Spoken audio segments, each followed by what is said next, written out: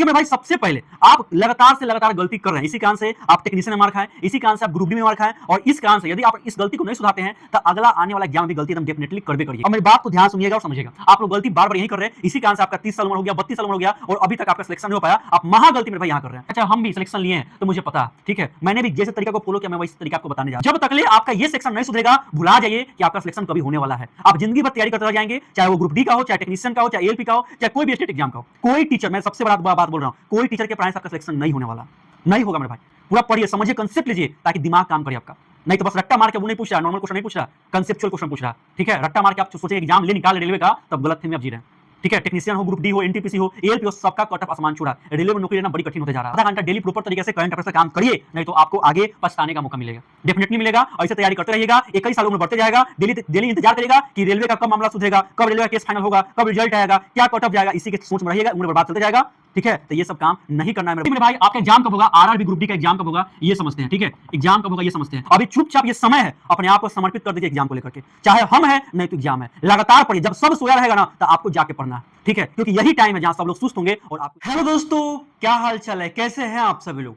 चलिए, उम्मीद करते हैं कि आप बहुत ही अच्छे होंगे। दोस्तों, आप सभी को काफी ज्यादा टेंशन लग रहा होगा कि भैया इस बार मेरा सिलेक्शन हो पाएगा कि नहीं हो पाएगा ग्रुप डी में, ठीक है। और ये टेंशन होगा कि पिछला वाला आरआरबी ग्रुप डी का रिजल्ट आखिर कब आएगा, क्या कट ऑफ जाने वाला है, सब आपके माइंड में चल रहा होगा।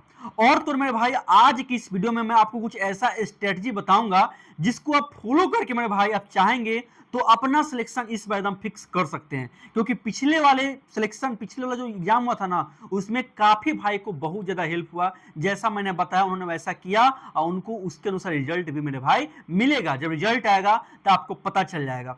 देखिए मेरे भाई, सबसे पहले आप लगातार से लगातार गलती कर रहे हैं, इसी कारण से आप टेक्नीशियन में मार खाएं, इसी कारण से आप ग्रुप डी में मार खाएं, और इस कारण से यदि आप इस गलती को नहीं सुधारते हैं तो अगला आने वाला एग्जाम में भी गलती एकदम डेफिनेटली करबे करिएगा, ठीक है। तो सबसे पहले मेरी बात को सुनिए कि आप गलती कहां कर रहे हैं, मेरी बात को सुनिएगा और समझिएगा, ठीक है मेरे भाई। देखिए मेरे भाई, सबसे पहले चीज क्या है, आप जानते हैं मेरे भाई कि आरआरबी ग्रुप डी, ठीक है, सबसे पहले समझिए आरआरबी जो है ग्रुप डी है, ठीक है, ये जो ग्रुप डी है, ठीक है, इसमें क्या आप पहले समझिए कि सिलेक्शन आप कैसे ले सकते हैं। उसके बाद हम बात करेंगे कि आप गलती कहां कर रहे हैं, क्योंकि ये सब चीज एक दूसरे से कनेक्टेड है, ठीक है। देखिए मेरे भाई, सबसे पहले पॉइंट आप समझिएगा कि ये जो आरआरबी ग्रुप डी है, इसके सिलेबस को सबसे पहले एक नजर मारते हैं। तो आप जानते हैं यहाँ पे कि आपका मैथ कितना है, मैथ आपका मेरे भाई यहाँ पे 25 क्वेश्चन होने वाला है ना, मैथ में 25 क्वेश्चन आएगा।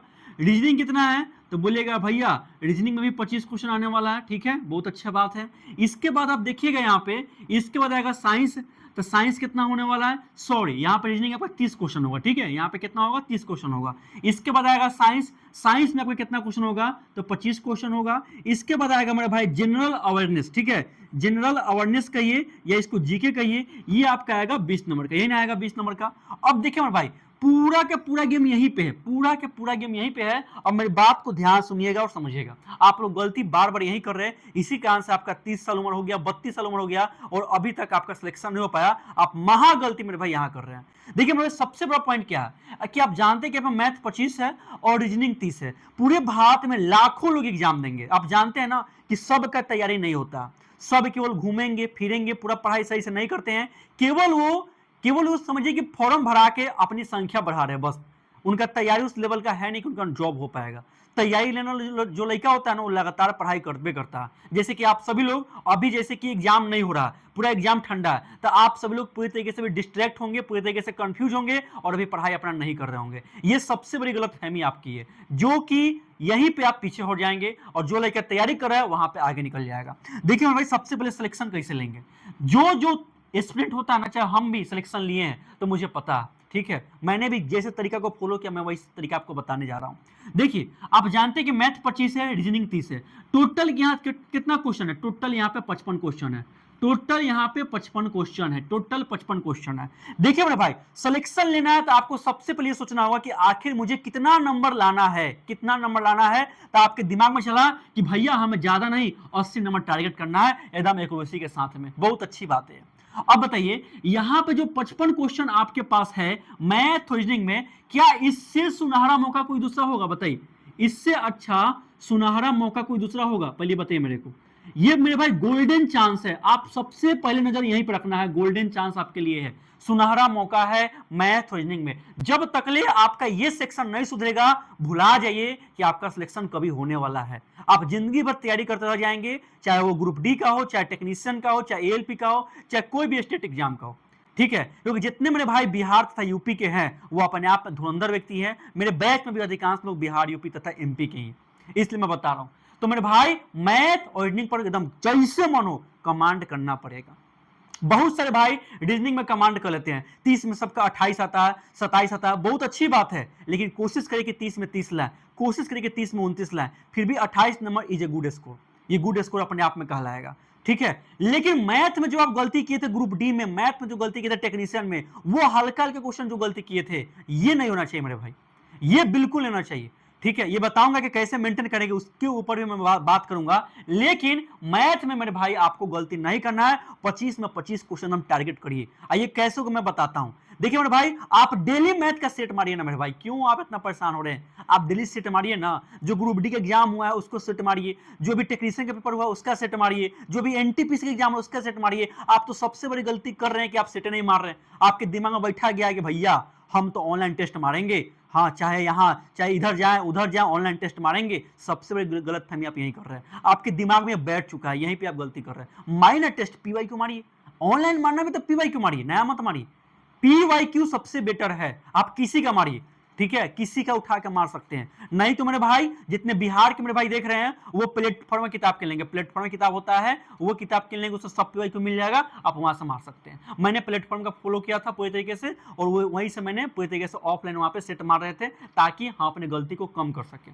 ठीक है, तो सबसे पहले आप ये काम करना है, 55 से 55 क्वेश्चन यहां करिए। अब देखिए मैथ में किसी का सेक्शन कमजोर होता है, टाइम मैनेजमेंट का कमजोर होगा, ज्योमेट्री कमजोर होगा, ट्रिग्नोमेट्री कमजोर होगा, है ना, या मेंस्ट्रुएशन कमजोर होगा। जो टॉपिक में दिक्कत है उस टॉपिक पर ज्यादा काम करिए आप, सबसे पहला नंबर बात यहां है। अब देखिए मेरे भाई, यदि आप 55 क्वेश्चन में से कोशिश करिएगा कि आप 50 क्वेश्चन मिल जाते हैं मेरे भाई, आप सबसे आगे हैं।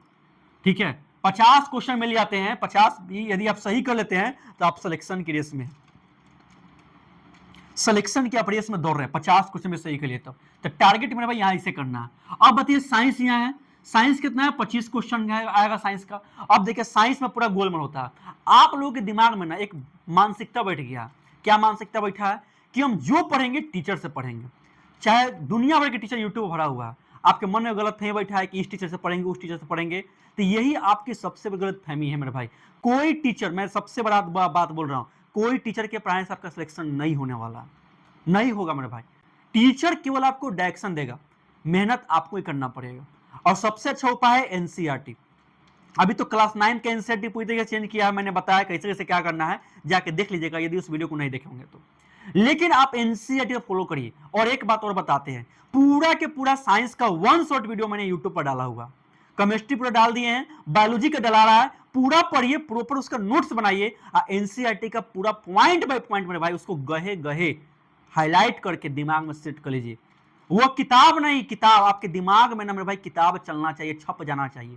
चाहे आप कोई टॉपिक पढ़ेंगे, चाहे बायोलॉजी का जैव प्रक्रम पढ़े, पादप उत्तक पढ़े, जंतु उत्तक पढ़े, कोशिका पढ़े, या अम्ल भस्म लवण पढ़े, कार्बन तथा इसके यौगिक पढ़े, क्वेश्चन का लेवल पुश किया है इस बार के टेक्नीशियन में, ग्रुप डी में। अगला बार और थोड़ा ऊपर उठाएगा। जब तक आपके माइंड में कंसेप्ट नहीं आएगा मेरे भाई, नहीं होने वाला है। देखिएगा जिस बच्चा का सिलेक्शन होता है ना, जिस भाई का सिलेक्शन होता है, उससे पूछेगा भैया कहाँ पढ़े थे, वो बोलेगा कि हम खुद मेहनत किए थे। वो कभी किसी का नाम नहीं लेता। ठीक है, भले टीचर के पास चल जाएगा तो भले नाम ले लेगा, अलग बात है, लेकिन वो अंदर से जानता है कि कैसे पढ़ा। ठीक है, इसलिए आपको बता रहे हैं। देखिए सुनिए सबके, लेकिन करिए हमेशा मन की। आप किताब पहले फॉलो करिए, पूरा 1 शॉट बता दिए हैं, जाइए पढ़िए, पूरा एनसीईआरटी मैंने छाप कर रख दिया, पूरा पढ़िए, समझिए, कंसेप्ट लीजिए, ताकि दिमाग काम करे आपका। नहीं तो बस रट्टा मार के वो नहीं पूछ रहा, नॉर्मल क्वेश्चन नहीं पूछ रहा, कंसेप्चुअल क्वेश्चन पूछ रहा। ठीक है, रट्टा मार के आप सोचेंगे एग्जाम ले निकाल रेलवे का, तब गलत फहमी में आप जी रहे हैं। ठीक है, टेक्नीशियन हो, ग्रुप डी हो, एनटीपीसी हो, एएलपी हो, सबका कट ऑफ आसमान छूड़ा। रेलवे में नौकरी लेना बड़ी कठिन होते जा रहा है, इसलिए आपको बता रहे हैं। ठीक है, तो साइंस मेरे भाई 25 क्वेश्चन है, यदि आप जैसे हम बताते हैं एकदम बढ़िया से फॉलो कर रहे हैं मेरे भाई, तो आप 25 क्वेश्चन मेरे भाई जरूर आप 22 प्लस क्वेश्चन एकदम सॉल्व कर लेंगे। आप पूरी मेरी बात को फॉलो करते हैं ना, पूरा मेरी बात को फॉलो करते हैं, तो आप 25 क्वेश्चन जरूर यहाँ पर फॉलो कर लीजिएगा, जरूर से जरूर मारिएगा। ठीक है, लेकिन कैसे होगा उसके ऊपर भी बात करेंगे। लेकिन मेरे भाई अभी 22 प्लस टारगेट करना है आपको, 22 प्लस टारगेट करिए, 25 का सोच हम बाद में रखेंगे, बस अभी 22 मिनिमम टारगेट करिए। तब 50 और 22 कितना हो गया, तो बोलेगा भैया यहाँ पे 72 क्वेश्चन हो गया, यानी कि 72 प्लस क्वेश्चन है, आपका रिजल्ट तेंगा तो गिर जाएगा, आपका रिजल्ट तो इसी गिर जाएगा 72 प्लस पर। बताइए, ये जो है 55 और 25 80, यदि 80 में से आपने 72 स्कोर कर लिया तो ऑटोमेटिक आपका रिजल्ट गिर जाएगा, आपका फिजिकल में बुलावा आ जाएगा, रेलवे आपको न्योता दे देगा। अरे बात समझ में, यहां पे 72 प्लस नंबर आपने ला दिया तब का बात है, लेकिन यही तो आप गलती कर रहे हैं मेरे भाई, इस बार के एग्जाम में आपने वही गलती किया, ठीक है, वही गलती आपको नहीं करना। अब सोचिए 72 प्लस नंबर आ गया, अब 20 नंबर का जनरल अवेयरनेस है, 20 नंबर का जनरल अवेयरनेस है, ये कैसे होगा, तो आप अभी से मेरे भाई डेली 30 मिनट आपको पढ़ना है। क्यों, कोई भी किताब एडुटेरिया का हो, स्पीडी का हो, किसी का भी करंट अफेयर्स पकड़िए और उसको पढ़ना शुरू कर दीजिए। जितने इंपॉर्टेंट टॉपिक है मैंने बता दिया, जाकर देखिएगा, आपको वीडियो मिल जाएगा ग्रुप डी के बारे में, मैंने बता दिया है, उसके सभी इंपॉर्टेंट पॉइंट को आप जाकर पढ़ लीजिएगा, ठीक है, उसको टिक करके अब ये डेली देखिए, आधे घंटा देखना, ज्यादा नहीं देखना। अब बाई चांस आपको इसके लिए प्रिपेयर रहना है कि कहीं जीके में इसने इस बार जीके डाल दिया, जनरल नॉलेज डाल दिया, ठीक है, मान लीजिए कि 20 क्वेश्चन है ना, तो 20 क्वेश्चन में सपोज करिए कि 12 को जीके डाल दिया और 8 को मेरे भाई करंट अफेयर्स डाल दिया, 8 को करंट अफेयर्स डाल दिया, तो आप ऐसे फेंका जाइएगा। आपको इसके लिए भी तैयार रहना पड़ेगा। जैसे कि टेक्नीशियन में इस बार गेम चेंज कर दिया, टेक्नीशियन में क्या किया, 10 क्वेश्चन होता है जनरल अवेयरनेस का, तो इसमें से इसने क्या किया, 5 या 6 क्वेश्चन डाला जीके का और 4 या 5 क्वेश्चन डाला करंट अफेयर्स का। तो बहुत सारे भाई को दिक्कत हो गया, इसी के परिणाम स्वरूप इस बार कट ऑफ थोड़ा हाई जाएगा और थोड़ा हाई जाने का चांस है, ठीक है। इसलिए आपको बता रहे हैं कि आपको इसके लिए भी मानसिक रूप से प्रिपेयर होना है, लेकिन अभी आपको आधा घंटा डेली प्रॉपर तरीके से करंट अफेयर्स पर काम करिए, नहीं तो आपको आगे पछताने का मौका मिलेगा, डेफिनेटली मिलेगा। और इसे तैयारी करते रहिएगा, 21 साल उम्र बढ़ते जाएगा, डेली इंतजार करेगा कि रेलवे का कब मामला सुधरेगा, कब रेलवे का केस फाइनल होगा, कब रिजल्ट आएगा, क्या कट ऑफ जाएगा, इसी के सोच में रहिएगा, उम्र बर्बाद चलते जाएगा, ठीक है। तो ये सब काम नहीं करना है मेरे भाई। तो जैसे बता रहे आंख बंद करके वैसे फॉलो करिए, आपका सिलेक्शन एकदम फाइनल तरीका से होबे करेगा, एकदम डेफिनेटली होगा। ये मेरे भाई नीतीश राजगुप्ता यानी कि मैं आपको बता रहा हूं, ठीक है, समझ में आ रहा है कि नहीं आ रहा है। तो ये मेरे भाई प्रॉपर तरीका से, ये प्रॉपर आपका प्लान होना चाहिए, प्रॉपर प्लान होना चाहिए। अब कैसे कैसे क्या होगा ये देखते हैं। रीजनिंग आप सभी लोग कर लीजिएगा, तो रीजनिंग को हम काट देते हैं, रीजनिंग आप सभी लोग कर लीजिएगा, रीजनिंग काट देते हैं। हम बात करते हैं मैथ के ऊपर, हम बात करते हैं साइंस के ऊपर।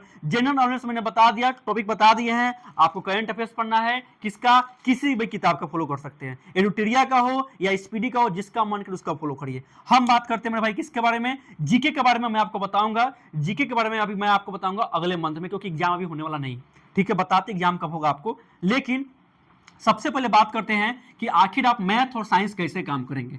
देखिए मेरे भाई, मैथ और साइंस आप कैसे काम करेंगे हम बताते हैं आपको। देखिए, आप भले मैथ पढ़ रहे हैं, बढ़िया बात है, मैथ एकदम पढ़े, एकदम तगड़ा बात है, एकदम बढ़िया बात है, ठीक है। लेकिन मेरे भाई मैथ आप कहीं से पढ़े हो, अच्छा बात है, लेकिन अभी देख रहे हैं ना, मैथ का मैं वन शॉर्ट वीडियो डाल रहा हूँ, अभी टाइम एंड का गया, एकदम बढ़िया तरीके से इसको देखना है, एकदम बढ़िया तरीके से, प्रॉपर तरीके से देखना है कैसे मैं क्वेश्चन सोल्व कर रहा हूं, क्या मेरा तरीका रहने वाला है, और सभी इंपॉर्टेंट टाइप्स को A4 पन्ना में लिख लेना, A4 पन्ना में लिख लेना, ठीक है। मैं मेरे भाई जो क्वेश्चन बता रहा हूं ना, सेम टाइप का क्वेश्चन आपको एग्जाम में देखने को मिलेगा, एकदम सेम टाइप क्वेश्चन, ठीक है, क्योंकि उस तरीका को मैंने फॉलो किया है और मैं आपको बता रहा हूं। अब आपका मर्जी है, देखना है देखे, ना देखना ना देखे, लेकिन बस अपने पैर पे कुल्हाड़ी मत मारिएगा, ठीक है ना। तो तैयारी करते रहिएगा और कोई आ करके आपके सीट पर ग्रहण कर लेगा, फन बैठा करके, ठीक है। तो मैथ का मैं वन शॉट वीडियो डाल रहा हूं, एकदम बढ़िया से देखना है। साइंस का मेरे भाई पूरा के पूरा एनसीईआरटी फॉलो करिए, पूरा के पूरा एनसीईआरटी फॉलो करिए, ठीक है। जितना मैं पढ़ा रहा हूं वन शॉट में आपके यूट्यूब पर पढ़ा हुआ है, वन शॉट में यूट्यूब पढ़ा हुआ है, लगातार डिवीजन करिए, लगातार डिवीजन करिए। पूरा के पूरा मैं एनसीईआरटी पढ़ा हूं, पूरा के पूरा एनसीईआरटी पढ़ा हूं। एनसीईआरटी समझ में नहीं आता, आप वन शॉट देखिए, वन शॉट देखिए एकदम बढ़िया से, बार बार डिवीजन करिए, खुद का नोट्स बनाइए। कैसे सिलेक्शन नहीं होगा ये बताइए आप, कैसे सिलेक्शन नहीं होगा, ठीक है। और तो क्या करना है, जब ये पूरा काम हो जाएगा मेरे भाई, जब ये पूरा काम हो जाएगा तो मैं मेरे भाई जून से क्या कर रहा हूं, जून से आपके लिए प्रैक्टिस सेशन ला रहा हूं, ठीक है। मई के बाद आएगा जून, जून से आपके लिए प्रैक्टिस सेशन ला रहा हूं। लगातार क्या करेंगे हम, प्रैक्टिस एकदम दबा के करेंगे। जितना पीवाई को आया, चाहे वो ग्रुप डी का हो, चाहे टेक्नीशियन का हो, चाहे एएलपी का हो, पूरा के पूरा क्वेश्चन का प्रैक्टिस करेंगे। कम से कम 3000 प्लस क्वेश्चन हम लोग देखने वाले हैं, एकदम लगातार, एकदम धुआं धुआं क्वेश्चन उड़ा देंगे, ठीक है, पूरा एकदम धुआं धुआं क्वेश्चन उड़ा देंगे मेरे भाई। मैं थोड़ा मार खा जाता हूँ क्योंकि अभी मैंने डिजिटल बोर्ड नहीं लिया। डिजिटल बोर्ड था ना तो पूरा के पूरा धुआं उखाड़ देते। लेकिन आप चिंता नहीं कीजिए, 3000 प्लस क्वेश्चन देखेंगे कम से कम, बढ़िया क्वेश्चन देखेंगे। ये भी देखेंगे कैसे क्वेश्चन को अटेम्प्ट करना है, ये भी देखेंगे कौन से क्वेश्चन को छोड़ना है, कैसे अटेम्प्ट करना, सब बात करेंगे मेरे भाई। पूरा के पूरा हम प्रॉपर तरीके से बात करेंगे। कैसे सिलेक्शन नहीं होगा बताइए, कैसे नहीं होगा, इतना काम करेंगे, कैसे क्वेश्चन नहीं बनेगा, कैसे मेरे भाई सिलेक्शन नहीं होगा, एकदम डेफिनेटली होगा। एकदम प्रण कर लीजिए मेरे भाई, एकदम प्रण कर लीजिए, ठान लीजिए कि इस बार का सिलेक्शन हमें लेना है तो बस लेना ही है। इसके अलावा नहीं होगा सिलेक्शन, पढ़ाई छोड़ देंगे, चल जाएंगे बाहर कमाने लोहा फैक्ट्री में, ठीक है। लेकिन सोच लेना है कि सिलेक्शन लेना है तो बस लेना है। अब बात करते हैं मेरे भाई कि आपका एग्जाम कब होगा, उसके ऊपर थोड़ा बात करते हैं, बात समझिएगा। कोई दिक्कत हो मेरे भाई आप कमेंट करके बता दीजिएगा, ठीक है, कमेंट करके बता दीजिएगा। देखिए मेरे भाई सबसे पहले बात करते हैं क्या, सबसे पहले बात करते हैं कि यदि मेरे भाई आपका एग्जाम कब होगा, आरआरबी ग्रुप डी का एग्जाम कब होगा ये समझते हैं, ठीक है। एग्जाम कब होगा ये समझते हैं। देखिए मेरे भाई जो आरआरबी ग्रुप डी का एग्जाम पहले हुआ है, जो आरआरबी ग्रुप डी का एग्जाम पहले हुआ है ना, जो आरआरबी ग्रुप डी का एग्जाम पहले है, जानते हैं कि इसका अभी केस चल रहा है, इस पर भी केस चल रहा है, इसका मुद्दा भी लटका हुआ है, कोर्ट में लटका हुआ है ना। तो मेरे भाई अभी भी इसका मुद्दा लटका हुआ है। अब देखते हैं कि 5 मई को क्या इसका घोषणा होता है, उसके बाद पता चलेगा। लेकिन जब तक ले मेरे भाई जो पिछला वाला ग्रुप डी का एग्जाम हुआ है, जो पिछला वाला ग्रुप डी का एग्जाम हुआ है, इसका रिजल्ट नहीं आ जाता है, रिजल्ट नहीं आ जाएगा, रिजल्ट नहीं आ जाएगा, रिजल्ट आ जाएगा उसके बाद इसका फिजिकल होगा। क्या होगा, फिजिकल होगा, ठीक है। इसके बाद इसका फिजिकल होगा यानी कि रनिंग होगा। रनिंग के बाद आपका चांस है कि इस बार का ग्रुप डी का एग्जाम लेगा, ठीक है। तो जब तक इसका रिजल्ट नहीं आता है, जब तक इसका फिजिकल का डेट नहीं देता है, फिजिकल होता नहीं है, तब तक ले आपका आरआरबी ग्रुप डी का एग्जाम इस बार वाला नहीं होगा। और इसको देखिए जून के लास्ट तक ले तो आपका एनटीपीसी यूजी का एग्जाम है, यानी कि जून तक एग्जाम का कोई दूर दूर तक चांस नहीं है। अगस्त में चांस है लेकिन अभी कुछ नहीं कहा जा सकता है। कब आप मानिएगा कि एग्जाम होगा, जब इसका फिजिकल का डेट दे देगा तब मान के चलेगा कि इसका एग्जाम होगा, ठीक है। नहीं तो अभी इसका कोई दूर दूर तक अनुमान मत लगाइएगा। अभी चुपचाप ये समय है, अपने आप को समर्पित कर दीजिए एग्जाम को लेकर के। चाहे हम है नहीं तो एग्जाम है, लगातार पढ़िए। जब सब सोया रहेगा ना तो आपको जाग के पढ़ना है, ठीक है, क्योंकि यही टाइम है जहां सब लोग सुस्त होंगे और आपको यहाँ पे जागना है, ठीक है मेरे भाई। और मेरे भाई कोई भी दिक्कत होगा तो आप डायरेक्ट मेरे को कमेंट करके बता दीजिएगा, उसके ऊपर मैं काम करूंगा। और मेरे भाई जाइए वन शॉट एकदम बढ़िया से देखिए, कोई समस्या हो आप सभी लोग कमेंट करके बताइएगा। फिर मिलते हैं मेरे भाई नेक्स्ट वीडियो में, धन्यवाद।